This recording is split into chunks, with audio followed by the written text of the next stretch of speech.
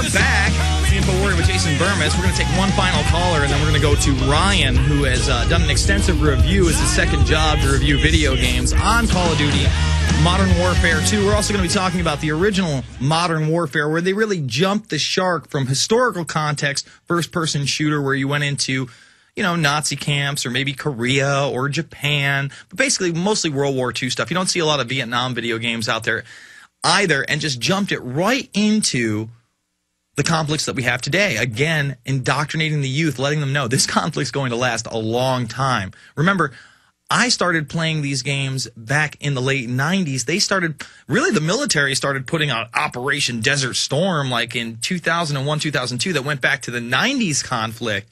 And it was around, I think, 2003, 2004 where you really started seeing games pop up with the modern warfare type idea when we started to go into Iraq, when we said, yes, this is something we might be into for 50 or 100 years.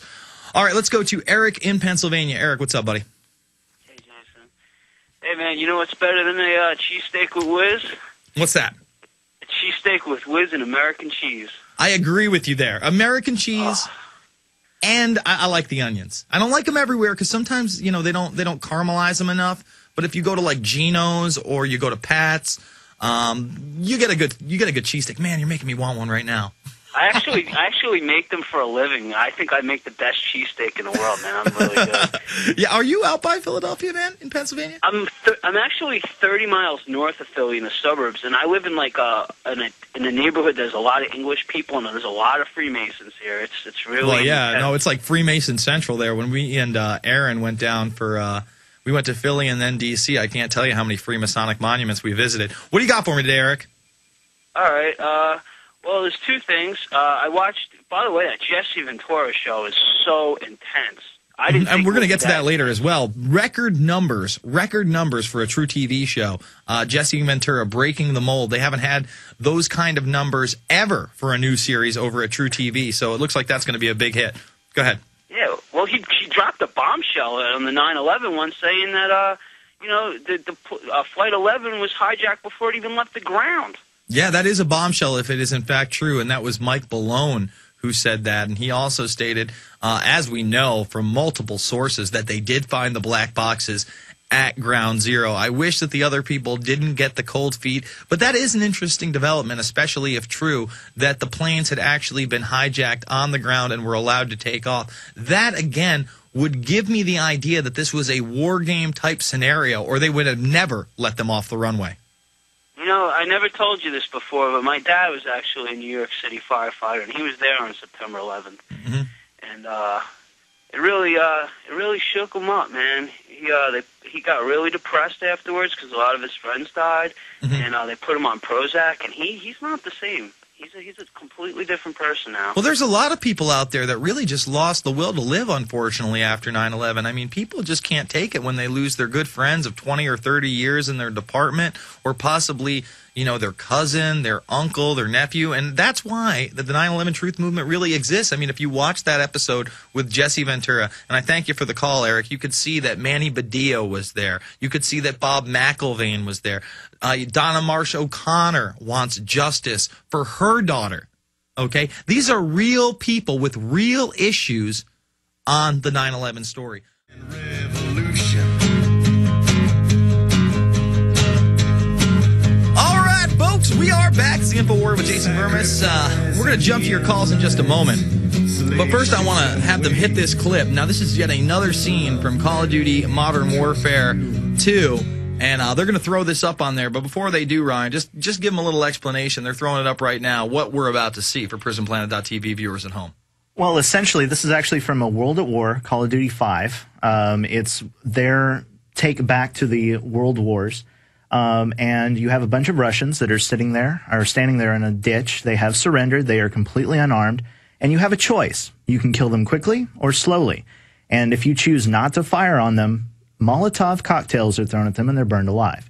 So basically, you really don't have much of an ethics choice right there at all. You can either kill them or kill them. You can kill them or kill them. Yes. So it's kill or kill? Basically. Oh, that's interesting. Yeah, well, it is war. It can be painful or it can be fast, but it's kill or kill. A surrendered soldier is executed. Executed. Well, I mean, that was in Saving Private Ryan. Hell of a movie, by the way. All right, let's take some calls. Mark in California. Mark, you're online. Yes, sir. Hey, Jason. How you doing, man? Good, man. Good. Appreciate all your work. Thank you. I don't know. I think this whole video game thing is pretty disturbing just because all my friends have the game and they don't really notice that at all or think it's strange. Or even if I bring it up to them, it's kind of like, oh, well, it's just a video game. Don't worry about it. So I totally understand what you're saying about the defense. That is what's disturbing to me. Luke Radowski, the founder of We Are Change, he posted on my Facebook. By the way, about to hit 5,000 members. So if you want in, I got 9 spots left. I'm going to be banning people right and left for those who post more than one post on there. So if you want to get in, who knows, maybe you'll have to wait a month because I've only got 9 left. But Facebook.com/TheInfoWarrior. Anyway, he posted on there. He's like, man. Yeah. He was like, man, I want to play this Modern Warfare 2 so bad. It looks awesome, but, I know about the airport level and I know about the message.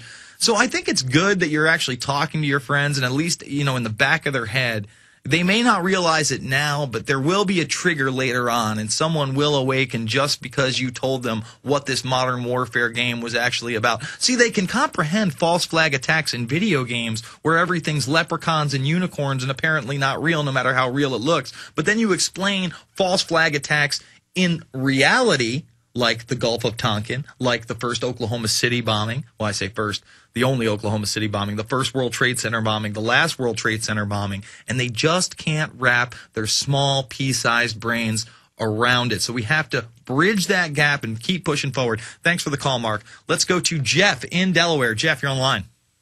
Jason. Yes, sir. How you doing today, sir? Good, man. Good. I like to talk about, and speaking about video games, how you seen the episode about South Park with the heroin hero? Yes, I did watch Heroin Hero. Heroin Hero was basically a play on Guitar Hero, but all you do instead of playing Guitar Hero, and I think Randy Marsh, my favorite South Park character, the father, gets addicted to it. You just chase the dragon the entire time while a needle gets jabbed into your arm, and it's first-person perspective. Go ahead. What about that? I know I'm a little bit ahead. I'd like to talk about the CERN. Sure. About the circles is over See, Norway. all right, let's talk about it right now. We're going to go into it more in depth on the next segment, and I thank you for the call, Jeff. Here is my take on the swirls. Now, apparently, the day that the first swirl, and that's what they're calling it, swirl, did show up in Norway. Now, we've had one in Norway and one in China, and they both look extremely similar. Some people are saying that they're not the same. No, folks, they're almost exactly the same. One just seems to be lower to the ground or at a different perspective from a camera. You got to remember, cameras are going to pick up separate different things, but it seems to be pulsing at the same rate, seems to be doing the same thing. People are speculating that this was because CERN had done this big test, the biggest test that they had ever done. Now, is that a possibility? Sure, it's a possibility. Is it a probability? I'm not quite sure. Look, from what we know as human beings, and there may be something else out there that we don't know. Lord knows I'm no genius. He also knows that I'm not God. I have no omnipresence. I can't tell you the answers to everything.